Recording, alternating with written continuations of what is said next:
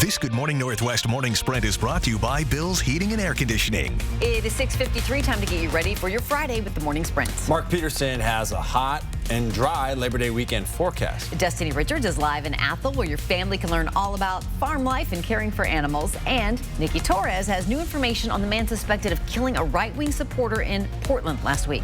But first, to some breaking news this morning. Employers added another 1.4 million jobs to the U.S. economy in August as the jobs recovery continued to slow.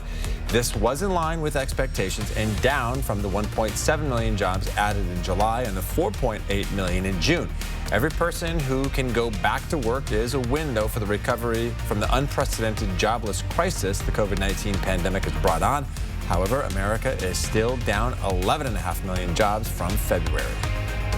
A man who police suspect fatally shot a Trump supporter in downtown Portland last weekend was killed in western Washington last night. According to the Pierce County Sheriff's Department, officers were responding to an apartment complex in Lacey to find 48-year-old Michael Forrest Reinhold. Reinhold is believed to be involved in the fatal protest shooting in Portland that happened on August 29th.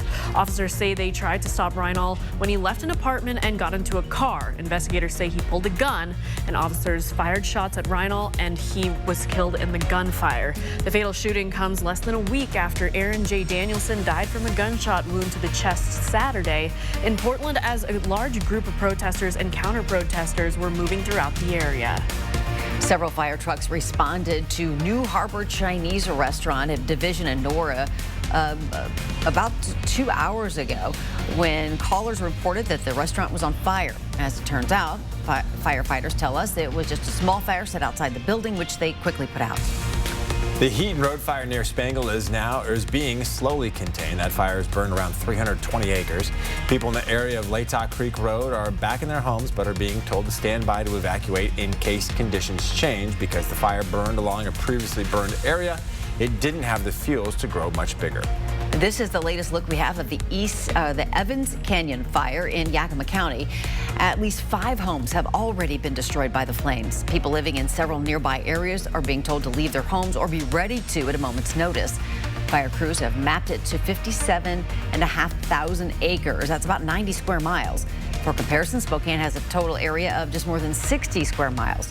700 firefighters are working to keep it under control, and Commissioner of Public Lands Hillary France will be on scene this morning to assess the fire response there. And the weather is, well, the light winds are going to be helping firefighters, but certainly not the heat. Near or at record high temperatures in central parts of the state, all the way to eastern Washington. 95 for Spokane. So here's your weekend forecast. 95 today, Saturday 94 and sunny. Sunday will be 88, a bit of a cool down. The CDC came out with another harsh projection when it comes to COVID-19 deaths in the United States. It forecasts up to 211,000 American COVID-19 deaths by September 26th. That's just 3 weeks from now. And today, the race for a vaccine heads to phase 3. Right now, about 40,000 confirmed cases and 1,000 deaths are reported nationwide every day. With Labor Day weekend on the horizon, the Washington Department of Health wants to remind you to keep your holiday gatherings safe. It says outside is safer than inside, small groups are safer than large ones, less time is safer than more time together, and within 6 feet, face coverings are better than no face coverings. Health experts are concerned that the Labor Day weekend will create a spike in COVID-19 cases. U.S. Senators from Idaho, Jim Risch and Mike Crapo sent a bipartisan letter to the U.S. Secretary of Agriculture this week to request CARES Act funds for local wheat growers. The senators argued COVID-19 is playing a big factor into these farmers' lives, writing COVID-19 and other factors outside of their control continue to depress the price of wheat.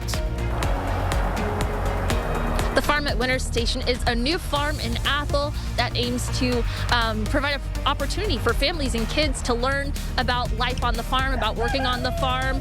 We've got chickens, we've got sheep and goats and buddies and different animals here, and you can go to our website kxly.com for more information on the grand opening event this weekend.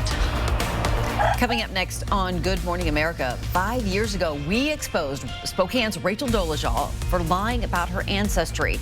Now in an eerily similar case, a white professor admits she's been pretending to be black for years. GMA has the bombshell confession from an African-American history professor at George Washington University. We'll be right back.